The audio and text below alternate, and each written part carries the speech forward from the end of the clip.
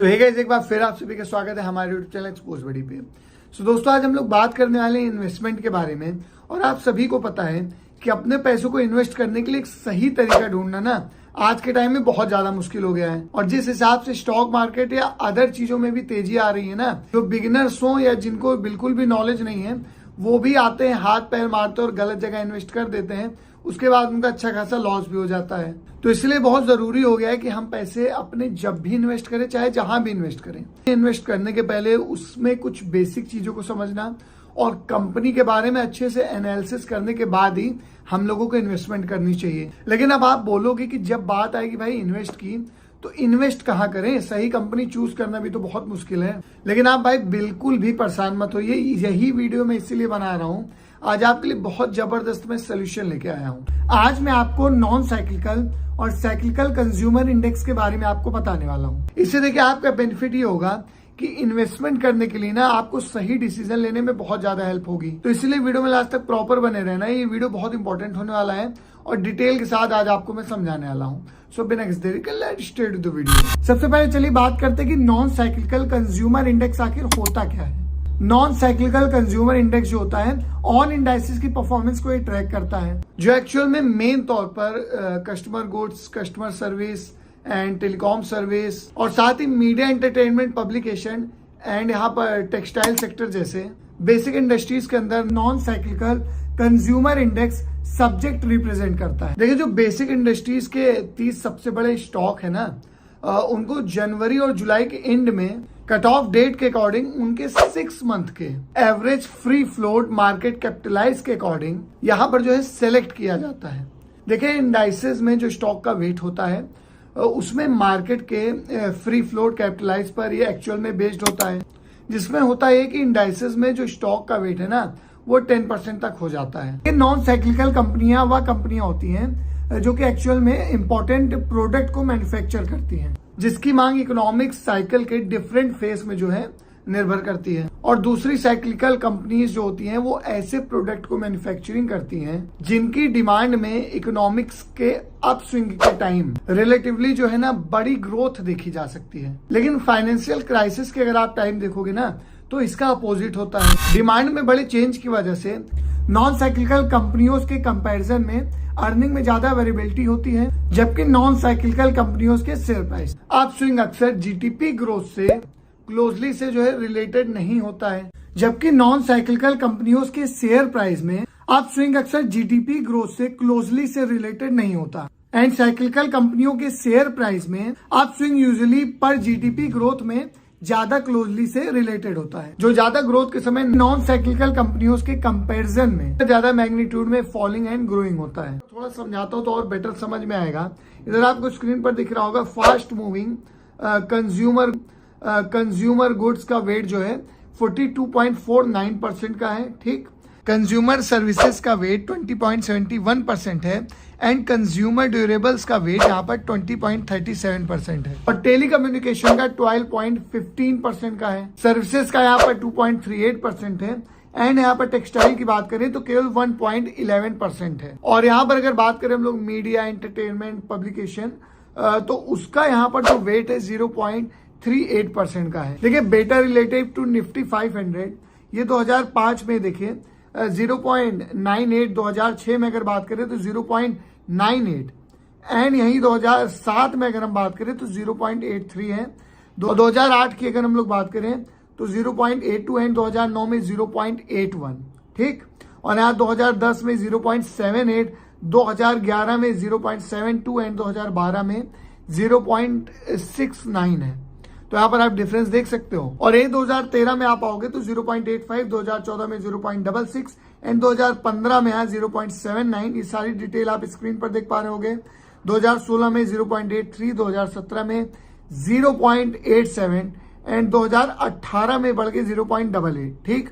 2019 में 0.81, 2020 में 0.76 एंड 2021 में यहाँ पर 0.72, 2022 में यहाँ 0.89 है। देखिए अगर हम इसको निफ्टी 500 इंडेक्स से कंपेयर करके देखेंगे तो आप देख सकते हैं कि 5500 इंडेक्स के relative Nifty non cyclical consumer index का बीटा CY 2005 से 0.66 टू 0.98 के बीच रहा है and Nifty non cyclical customer index का बीटा 1 से कम है, जो हिस्टोरिकल फॉर्म से देखी गई इंडेक्स की नॉन साइक्लिकल कैरेक्टरिस्टिक को एक्सपोज करता है। देखिए अगर हम इसको वेट वाइज समझें तो इधर आप फिर से चार्ट में देख सकते हैं भारतीय एयरटेल लिमिटेड का वेट यहाँ पर 10.97% है। हिंदुस्तान यूनिलीवर लिमिटेड यहाँ पर आप देखोगे इसका वेट जो है 9.11% है। ITC लिमिटेड का 8.69% है। टाइटन कंपनीज लिमिटेड का यहाँ पर 7.99% है और वरुण बेवरेज लिमिटेड का सबसे कम है यहाँ पर 3.58%। चलिए अब हम लोग बात कर लेते हैं कि क्यों आपके लिए non cyclical consumer index better option है। देखिए आप इधर स्क्रीन पे देख पाओगे कि निफ्टी नॉन साइक्लिकल कंज्यूमर का 1 ईयर का CAGR 30.8% है, निफ्टी 50 का 20.74% एंड निफ्टी 500 का यहाँ पर 26.57% और निफ्टी TMI का 26.47% है। नॉन साइक्लिकल कंज्यूमर इंडेक्स का 3 साल का CAGR यहाँ पर 18.79% है, निफ्टी 50 का 17.12% है और निफ्टी 500 का 20.19% का। और वहीं बात करें निफ्टी TMI का तो 19.55% और वहीं बात करें नॉन साइक्लिकल कंज्यूमर इंडेक्स का 5 ईयर का CAGR यहाँ पर 17.22% है एंड निफ्टी 50 का यहाँ आप देखोगे तो 16.15% है, निफ्टी 500 का यहाँ पर 17.45% है एंड निफ्टी TMI का यहाँ पर अगर हम लोग बात करें तो 16.46% है एंड वहीं अगर हम लोग पिछले 15 सालों की बात करने चले जाएं तो नॉन साइक्लिकल कंज्यूमर इंडेक्स का CAGR 17.66% है, जो कि सबसे ज्यादा अगर मैं कंपेयर करूं अदर के मुकाबले। देखिए डाउन टर्न्स के समय ज्यादा स्टेबल और बेटर रिस्क थोड़ा एडजस्टेड रिटर्न रहे हैं। देखिए मैंने आपको इसमें निफ्टी 50 से कंपेयर करके दिखाया है कि कैसे नॉन साइक्लिकल जो कस्टमर इंडेक्स है वो कितना स्टेबल है। वही बात कर फरवरी जून टू सितंबर 2013 में निफ्टी 50 का रिटर्न जो है ये भी स्क्रीन पे मैं आपको दिखाऊंगा -6.84% है। देखिए निफ्टी नॉन साइक्लिकल कंज्यूमर का रिटर्न यहाँ पर -0.90% रहा है। देखिए अक्टूबर 2015 से यहाँ पर जैन 2016 में निफ्टी 50 का रिटर्न -6.68% रहा है। निफ्टी नॉन साइक्लिकल कस्टमर्स का यहाँ पर -11% रहा है। जुलाई सितंबर 2019 में निफ्टी 50 का यहाँ पर -10.29% का है और निफ्टी नॉन साइक्लिकल कस्टमर का यहाँ पर -3.83% रहा है। अब बात करके फरवरी से अप्रैल 2020 के समय यहाँ पर निफ्टी 50 का रिटर्न देखिए 34.42% रहा है। निफ्टी नॉन साइक्लिकल कस्टमर का रिटर्न यहाँ पर -16.04% है एंड मई टू जुलाई 2022 में यहाँ पर अगर आप देखोगे निफ्टी 50 का रिटर्न 10.71% रहा है और निफ्टी नॉन साइक्लिकल कस्टमर का रिटर्न 6.86% रहा है एंड जैन टू अप्रैल 2023 में निफ्टी 50 का रिटर्न -7.61% रहा है and Nifty non cyclical consumer का रिटर्न -6.21% है। बात करते हैं कि निफ्टी 50 एंड निफ्टी TMI के कंपैरिजन में नॉन साइक्लिकल कंज्यूमर का रिटर्न स्टैंडर्ड शेयर कितना रहा है। देखिए निफ्टी नॉन साइक्लिकल कंज्यूमर के 5 साल के रिटर्न की यहाँ पर बात करूं 17.22% के करीब है एंड STD 4.50% है और यहाँ पर शार्प की बात करें 2.09% रहा है। वही निफ्टी 50 के 5 साल के रिटर्न की मैं बात करूं तो 16.15% है। ये सब कुछ आप देख सकते हो इधर स्क्रीन पर एंड STD 5.61% और शार्प यहाँ पर बात करें 1.49% है एंड निफ्टी TMI के 5 साल के रिटर्न की बात करें 16.49%, STD यहाँ पर 5.61% है, शार्प यहाँ पर 1.51% का है। अगर 10 साल की हम लोग चलिए बात करें यहाँ पर, ठीक है, एक बार 10 साल की बात करें निफ्टी नॉन साइक्लिकल कंज्यूमर का 10 साल का रिटर्न यहाँ पर 16.38% है, STD 4.24% और शार्प यहाँ पर 1.96 है, ठीक है।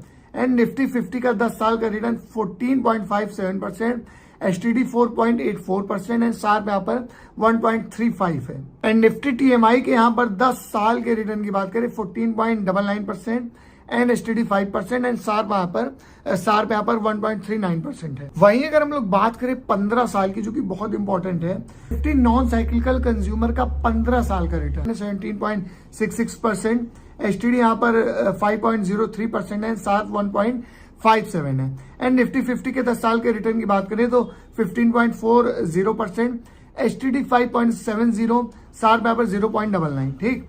एंड निफ्टी टीएमआई के यहाँ पर 15 साल के रिटर्न की बात करें 15.23%, एसटीडी यहाँ पर 5.93% एंड शार्प यहाँ पर 0.92 है। देखिए अगर हम पी रेशियो की यहाँ पर बात करें तो नॉन साइक्लिकल कंज्यूमर इंडेक्स यहाँ इनके 10 साल का पी रेशियो 101.01 है, 5 साल का यहाँ पर 140.99 है एंड करंट पर जो पी रेशियो यहाँ पर 59.35 है। तो चलिए देखते हैं कि नॉन साइक्लिकल कंज्यूमर इंडेक्स के ग्रोथ में कितना पोटेंशियल है। देखिए पर कैपिटल जीडीपी बढ़ने से कस्टमर स्पेंडिंग जो है इस सेक्टर में ग्रोथ देखने को मिलेगी। इंडिया में बढ़िया मीडियन पॉपुलेशन और बढ़ती इनकम एंड ऑर्गेनाइज सेक्टर की मार्केट शेयर में ग्रोथ, अर्बनाइजेशन एंड डिजिटाइजेशन और इकोनॉमिक में कंज्यूमर का कॉन्फिडेंस। तो चलिए हम सबसे इंपॉर्टेंट चीज के बारे में बात करें। सारी बातें तो हो गई कि किसको एक्चुअल में इस फंड में इन्वेस्ट करना चाहिए। देखिए फर्स्ट की बात करें तो जो कस्टमर्स हैं स्टेबल एंड कंसिस्टेंट रिटर्न की तलाश में हैं। एंड सेकंड की बात करें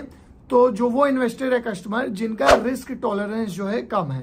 और थर्ड की बात करें इंडिया की बढ़ती पर कैपिटल जीडीपी का एडवांटेज लें। तो गाइज मैंने आपको नॉन साइक्लिकल कंज्यूमर इंडेक्स के बारे में सारी बातें बता दी और सबसे अच्छी बात है ना कि डाउनटर्न्स के टाइम ये काफी स्टेबल रहा है और एक कस्टमर है इन्वेस्टर को भैया इससे ज्यादा क्या ही चाहिए। सो गाइज आपको जरूर से एक बार नॉन साइक्लिकल कंज्यूमर इंडेक्स को चेकआउट करना चाहिए। और इससे रिलेटेड अगर कोई भी क्वेश्चन हो तो अगर आप मुझे इंस्टाग्राम पर जाके पूछ सकते हैं या कमेंट बॉक्स में जाके वहां पर पूछ सकते हैं, मैं वहां पर जरूर आपका रिप्लाई करूंगा। बाकी आपको वीडियो कैसा लगा, काफी एनालिसिस करना पड़ता है भाई ऐसी वीडियो बनाने के लिए, तो वीडियो को ज्यादा से ज्यादा शेयर करिए ताकि और लोगों तक ये डिटेल पहुंचे और वो भी जो है थोड़ा सा जागरूक हो पाए। फिलहाल इस वीडियो में इतना ही रखते हैं। अगर वीडियो पसंद आया हो तो जरूर से लाइक एंड शेयर करिएगा, चैनल को सब्सक्राइब करना बिल्कुल भी मत भूलिएगा। ऐसी जबरदस्त वीडियो मैं आपके लिए लाता रहता हूँ। मिलते हैं आपको नेक्स्ट वीडियो में, तब तक के लिए जय।